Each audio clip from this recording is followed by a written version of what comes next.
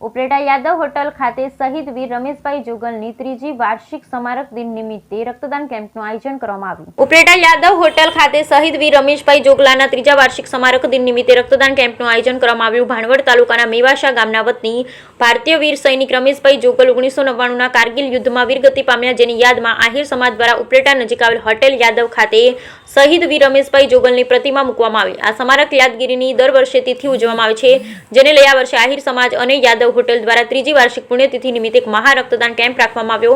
ત્યારે તમામ આહિર સમાજના લોકો તેમજ આસપાસના તમામ માજી સૈનિક અને શહીદ વીર સૈનિકના પરિવારજનો એકત્રિત થઈ વીરગતિ પામેલા રમેશભાઈ જોગલને સલામી આપી પુણ્યતિથિની ઉજવણી કરવામાં આવી અને તમામ લોકોએ રક્તદાન કરી અન્ય જરૂરિયાતમંદ લોકોને તાત્કાલિક રક્ત મળી રહે તેવા પ્રયત્નો કરી તેમની યાદગીરી તાજા કરી। બ્યુરો રિપોર્ટ વિપુલ ધામેચા, ઉપલેટા।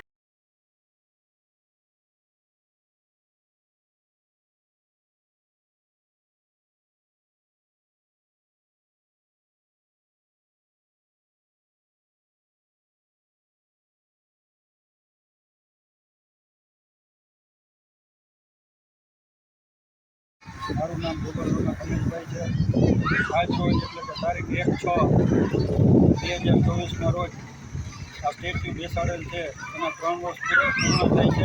આજે આ શહીદ થઈ ગયા રમેશ જોગલ, એની આજે જન્મદિવસની તિથિ નિમિત્તે આજ ઉપલેટા ખાતે હાઈવે ઉપર યાદવ હોટલ ખાતે સ્ટેચ્યુને ફ્લેગ હોસ્ટિંગ કરવામાં આવેલ છે તથા બ્લડ ડોનેશનનો કેમ્પ કરવામાં આવેલ છે તથા માજી સૈનિકો તથા ઉપલેટાની જાહેર જનતા આમંત્રણ આપી અને અહીં વધારેલ છે।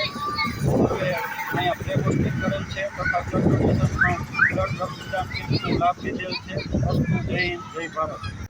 આજરોજ ઉપલેટા નજીક આ યાદવ હોટલ ખાતે જે આજથી 3 વર્ષ પહેલાં શહીદ વીર રમેશભાઈ જોગલનું પુતળું અનાવરણ કરેલ, આ પુતળા અનાવરણના કાર્યક્રમને હર વર્ષે હર તિથિ મનાવતા હોય એના ભાગરૂપે આજે ત્રીજી પુણ્યતિથિ નિમિત્તે સમસ્ત માજી સૈનિક તેમજ સમસ્ત ઉપલેટા આગેવાન, તિયાણા આગેવાન અને ખાસ કરીને યાદવ હોટલ પરિવાર આ તમામે અહીંયા જે રમેશભાઈનો પરિવાર છે અહીંયા ઉપસ્થિત છે આજે।